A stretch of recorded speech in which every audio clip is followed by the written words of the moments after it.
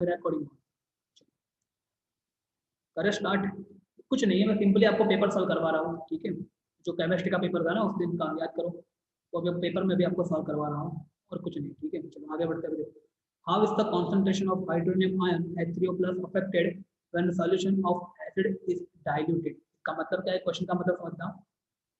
मान लो कि मेरे पास एक सॉल्यूशन है, ठीक है, यहाँ पे, ओके, वो सॉल्यूशन के अंदर, तो how is the concentration of hydronium ion is affected when solution of acid is diluted. Dilute मतलब क्या, उसके अंदर यदि मैं पानी डालता हूँ ज्यादा, ठीक है, पानी मतलब क्या होता है H2O प्लस, ठीक है, यदि मैं इसके अंदर पानी डालूँ ज्यादा, तो मुझे मालूम है, देखो पानी के अंदर से H प्लस और OH माइनस जनरेट होने वाले हैं, ठीक है। और मान लो कि मेरे यहाँ पे एसिड था, मेरा HCl एसिड था, तो एसिड के अंदर ऑलरेडी H प्लस और Cl माइनस आयन थी, ठीक है। और यहाँ पे मुझे पूछा है H3O प्लस का क्या होगा, कि उसकी कॉन्सेंट्रेशन का क्या होगा। तो डेफिनेटली देखो कॉन्सेंट्रेशन जो है ना, उसकी कॉन्सेंट्रेशन का मतलब क्या होता है, पर लीटर, पर लीटर या तो फिर पर केजी कितने H प्लस आयन प्रेजेंट है, ठीक है। तो देखो पानी जो मुझे मालूम है, पानी मैंने बहुत ज्यादा डाला होगा पानी, ठीक है, उसमें से मान लो कि मैंने 100 मॉलिक्यूल डाले पानी के, तो हो सकता है उसमें से थोड़े बहुत ही H प्लस और OH माइनस में कन्वर्ट हो, सबके सब कन्वर्ट हो गए नहीं, ठीक है। तो इसके कारण क्या होगा, अल्टीमेटली जो कॉन्सेंट्रेशन है ना H3O प्लस की, वो क्या होगा, धीरे धीरे कम होती जाएगी, ठीक है। इसीलिए इसी बोलते हैं डाइल्यूशन, ये प्रोसेस है ना डाइल्यूशन की। डाइल्यूशन याद करो, किसी भी सॉल्यूशन को डाइल्यूट करना मतलब क्या, उसमें पानी डालना, और जब हम पानी डालते हैं तो क्या होता है, उसमें H प्लस और OH माइनस की कॉन्सेंट्रेशन क्या होती है, कम होती है। कीप योर वीडियो, देखो यदि आप सीरियस नहीं हो तो फिर मैं बंद कर दूँ, बता दो, ठीक है। चलो आगे बढ़ते हैं, पहला क्वेश्चन समझ में आ गया कि नहीं आया, अभी आगे बढ़ते हैं, ठीक है। अभी समझना, तो पहले में आंसर क्या आएगा, जो H प्लस आयन की कॉन्सेंट्रेट, पहले का आंसर आएगा डिक्रीज, क्या आएगा उसका आंसर, डिक्रीज, नंबर 8, डिक्रीज आएगा पहले का आंसर, ठीक है। उसके बाद नंबर 2 देखते हैं, नंबर 2 देखो 10 इसका तो आंसर मालूम है ना आपको, 16 ml आंसर आएगा, ठीक है। मैंने आपको बोला था बुक का ही है, आप देख लेना, मेरे वीडियो में है, पुराने वीडियो में है। यदि 10 ml NaOH जो है वो 8 ml HCl को न्यूट्रलाइज कर रहा है, तो 20 ml NaOH को न्यूट्रलाइज करने के लिए कितना HCl चाहिए, तो क्या करेंगे हम, 20 इंटू 8/10, तो ये हो जाएगा कट हो गया 2 और 8 टू 16, मतलब दूसरे का आंसर क्या आएगा, 16 ml आएगा, डी आंसर आएगा, ठीक है, यहाँ पे डी आंसर आएगा। बोलो एग्री और नॉट, समझ में आ गया यहाँ तक, ठीक है। आगे देखते हैं, समझना अभी ध्यान से, यहाँ पे मैं करा रहा हूँ नंबर थर्ड क्वेश्चन, ठीक है। थर्ड क्वेश्चन देखते हैं, ठीक है। थर्ड में क्या आएगा, देखो sodium carbonate is basic salt because it is a salt of, देखो यहाँ पे लिख रहा हूँ मैं, सोडियम कार्बोनेट Na2CO3, तो Na की वैलेंसी क्या है, +1, CO3 -2, ये किस में से बना, NaOH में से, ये H2CO3, ये क्या है, स्ट्रॉन्ग बेस है, ये स्ट्रॉन्ग बेस है ये, ठीक है। और ये क्या है, वीक एसिड है, तो स्ट्रॉन्ग बेस और वीक एसिड, मतलब कौन सा ऑप्शन आएगा, डी ऑप्शन आएगा, स्ट्रॉन्ग बेस और वीक एसिड, क्या आएगा इसमें, ऑप्शन डी आएगा। तो थर्ड का आंसर जो है वो क्या आएगा, डी आंसर आएगा, रिमेंबर इट, थर्ड का आंसर क्या आएगा, डी आएगा, ठीक है, strong base and weak acid, agree or not, आगे बढ़े, ठीक है।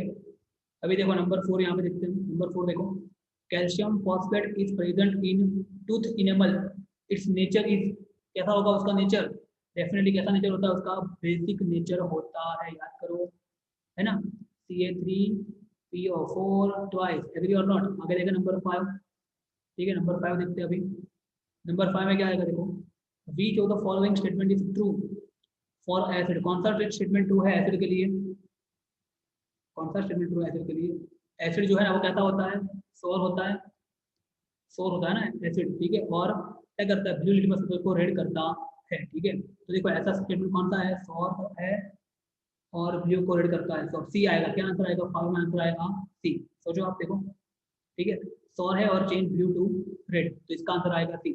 व्हाट इज एसिड, इसमें बहुत सारा स्टूडेंट ने शायद गलत लिखा है आंसर, ठीक है, 6 का आंसर क्या आएगा, कैन यू से 6 का आंसर किसको पता, मालूम, फटाफट बोलो 6 का आंसर किसको, किसने लिखा है, व्हाट इज एसिड, जल्दी, किसी को बोलना हो तो बोल सकता है, नॉट फोर्सिंग, यदि किसको बोलना है तो, 5 4 3 2 1, time is over. What is acid?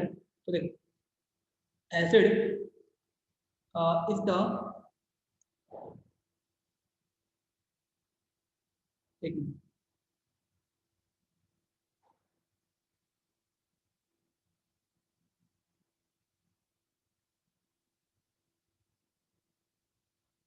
the substance which produce the substance the substance which produces H plus ion on dissolving it are is known as acid, is known as acid. So what is acid? ऐसा substance, ऐसा substance या ऐसा compound, ठीक है, जिसको जब पानी में डिजोल्व करते हैं ना तो H प्लस आयन प्रोड्यूस करता है, उसको बोलते हैं क्या? उसको बोलते हैं क्या? एसिड। समझ में आ रहा है कि नहीं आ रहा? परफेक्ट डेफिनेशन यही है। यदि आपने ऐसा लिखा है कि जिसका टेस्ट खट्टा होगा, जो है ऐसा, वो नहीं है। परफेक्ट डेफिनेशन ये है, the substance on dissolving what to water, जिसको हम वाटर में डिसॉल्व करते हैं तो H प्लस आयन जनरेट करता है। और यहाँ पे ऐसा और है, मोर H प्लस आयन, मोर ज्यादा H प्लस आयन जनरेट करता है, उसको बोलते हैं एसिड। रिमेंबर इट, ठीक है, ये डेफिनेशन परफेक्ट है। ठीक है, आगे बढ़े। किसी को डाउट है तो you can ask me. Number 7, sorry number 6, sorry number 6 हो गया, नंबर 7 इतना पोपट हो गया। Number 7, which one of the two solution basic, जिसकी पीएच 8 है या जिसकी पीएच 11 है? कौन ज्यादा बेसिक है? जिसकी पीएच 11 है। Agree or not? I don't think I need to give an explanation for this. समझ में आ गया होगा ये। Number 8, right the chemical formula for the quick lime. क्या होगा क्विक लाइम का? कैल्शियम, एक सेकंड, हाँ कैल्शियम ऑक्साइड। क्या होगा? Calcium oxide. कैल्शियम कार्बोनेट को क्या बोलते हैं मालूम है? कैल्शियम कार्बोनेट को लाइम स्टोन। क्या बोलते हैं? लाइम स्टोन, ठीक है ना। और कैल्शियम हाइड्रोक्साइड का क्या बोलते हैं? Slaked lime. क्या बोलते हैं? Slaked lime. Agree or not? आगे बढ़े अभी, चलो अभी यहाँ पे देखो नंबर, कौन सा नंबर आ गया? Number 8, number 9। एक सेकंड, सिंपल है, ज्यादा टाइम नहीं लगेगा, डोंट वरी, ठीक है। मुझे मालूम है, मुझे भी भूख लगी। चलो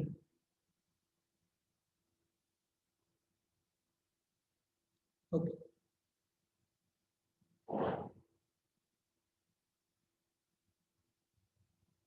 ओके अभी देखते हैं यहाँ पे नंबर 9। तो describe some natural acid base indicator other than litmus. क्या होगा? एक तो हमारा क्लव होगा, ठीक है, फिर वेनिला एसेंस, एसेंस भी होता है ना, एसेंस याद करो। फिर ये टर्मेरिक, टर्मेरिक हल्दी, ये सब होते हैं, ठीक है। ओनियन याद करो, ठीक है। Agree or not? आगे देखते हैं number 10, what are the olfactory indicators? The indicators which helps us to identify acid and base on the basis of smell, on the basis of smell are known as olfactory indicators. Number 11, number 11 देखो यहाँ पे, number 11 में क्या है? यहाँ पे हमारे पास है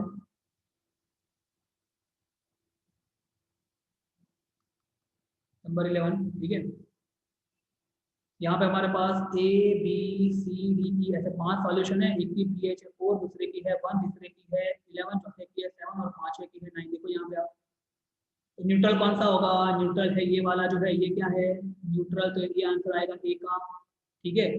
उसके बाद स्ट्रॉन्गली अल्काइन, स्ट्रॉन्गली अल्काइन कौन सा है? ये वाला सी जो है वो स्ट्रॉन्गली अल्काइन है। Agree or not? एग्री ना? तो स्ट्रॉन्गली अल्काइन कौन आएगा? बी आएगा। फिर स्ट्रॉन्गली एसिडिक कौन आएगा? ये आएगा स्ट्रॉन्गली एसिडिक, सी आएगा। फिर वीकली एसिडिक कौन आएगा? ये आएगा डी, वीकली एसिडिक। और वीकली अल्काइन कौन आएगा? ये आएगा वीकली अल्काइन।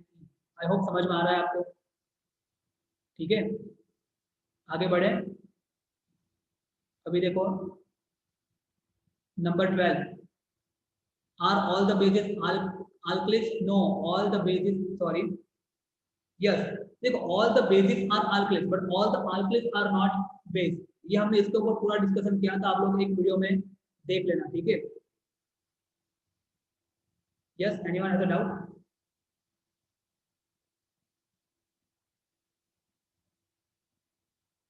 ओके, तो आगे बढ़ते हैं। Number 13, given below are the pH values of 4 different liquid. ठीक है, देखो 7 पीएच है ना, यहाँ पे 7 7 किसकी होगी? Definitely distilled water. नंबर 2 आएगा 7 के साथ। फिर 14 14 किसकी पीएच होगी? नंबर 4। नंबर 4 में देखो क्या दिया है, नंबर 4 में दिया है, सॉरी नंबर 3, सॉरी नंबर 3 आएगा। ठीक है, नंबर 3 में क्या दिया है? 1 मोलर सोडियम हाइड्रोक्साइड सॉल्यूशन। ठीक है, उसके बाद 4 पीएच किसकी होगी? Tomato juice. समझ में आ रहा है? तो टोमेटो जूस जो है ना, टोमेटो जूस, उसकी पीएच कितनी होगी? 4 होगी। ठीक है, और लास्ट में दिखा और दिखा है 2, तो 2 जो है ना वो किसकी पीएच होगी? 2 होगी लेमन जूस की पीएच। किसकी होगी? लेमन जूस की पीएच होगी 2। ठीक है, समझ में आ रहा है ना? यदि कोई क्वेश्चन समझ में ना आए तो पूछना। सॉरी, और यहाँ पे जो है ना एक मेरे से गलती हो गई, सॉरी, यहाँ पे जो 12 है ना, 12 का आंसर यहाँ पे यस आएगा। उसका रीजन क्या है? उसका रीजन है, एक ही सेकंड, उसका रीजन है कि all alkalis are base, all base are not alkalis, all alkalis are base but all base are not alkalis, sorry. तो यहाँ पे आंसर आएगा ये मैंने एक्सप्लेन किया था आपको, ठीक है, एक वीडियो में एक दिन एक्सप्लेन किया है, मेरे यूट्यूब पर रखा हुआ है, देख लेना आप लोग। ओके, आगे बढ़ते हैं। What effect does bee sting produce on the human body? क्या करता है उससे? इरिटेशन होता है ना, याद करो। जब भी कोई हनी बी काटती है तो उससे क्या होता है? इरिटेशन होता है। क्यों? बिकॉज हनी बी के स्टिंग जो होता है ना, उसके डंक होता है ना, उसमें क्या होता है? याद है आपको क्या होता है? जल्दी बताओ फटाफट फटाफट। Methanoic acid. क्या होता है? मिथेनोइक एसिड होता है मेरे हिसाब से तो। करो, ये देखो ये टाइम पे रिस्पॉन्ड नहीं देगा। मिथेनोइक एसिड क्या होता है उसमें? मिथेनोइक एसिड होता है, ठीक है। तो एक सेकंड, ठीक है, 2 मिनट।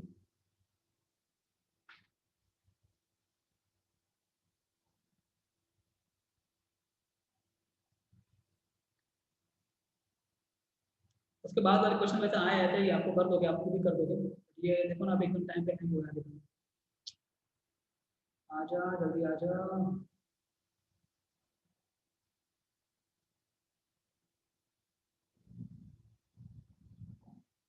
आ गया, चलो अच्छी बात है, आ गया। देखो अभी यहाँ पे देखो आप, तो what effect does bee sting produce in the human body? तो देखो जब भी कोई हनी बी काटती है ना, तो क्या होता है? एक तरह का इरिटेशन होता है। And what is the remedy? Remedy क्या है उसकी? क्या रेमेडी है उसकी? तो एक ही रेमेडी है उसकी। क्या रेमेडी है? मेटल की तो वहाँ पे, ठीक है, बिकॉज मेटल जो होता है वो बेस होता है ना। तो क्या रेमेडी है यहाँ पे? मैं लिख रहा हूँ मेटल, इसकी रेमेडी क्या है? मेटल की तो वहाँ पे, ठीक है। आगे देखते हैं number 15, explain the following, distilled water does not conduct electricity but rain water does. तो क्या होगा उसका आंसर? सिंपल है ना, उसका आंसर क्या होगा? सिंपल, बिकॉज जो डिस्टिल्ड वाटर होता है ना, उसमें क्या होते हैं? आयंस होते नहीं है, ठीक है। बट रेन वाटर जो होती है ना, उसमें आयंस होते हैं। खत्म, बस बात खत्म, इतना ही लिखना है, ठीक है।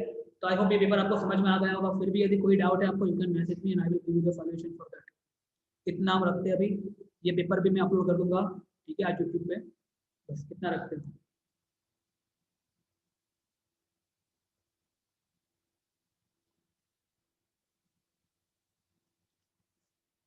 तो मेरा क्वेश्चन यही था वैसे, इसमें क्या लग रहा है आपको? स्मूथली दिख रहा है ना इसमें आपको थोड़ा? ये जो यहाँ पे मैंने किया है इसमें आपको शायद थोड़ा स्मूथली दिख रहा होगा, ठीक है।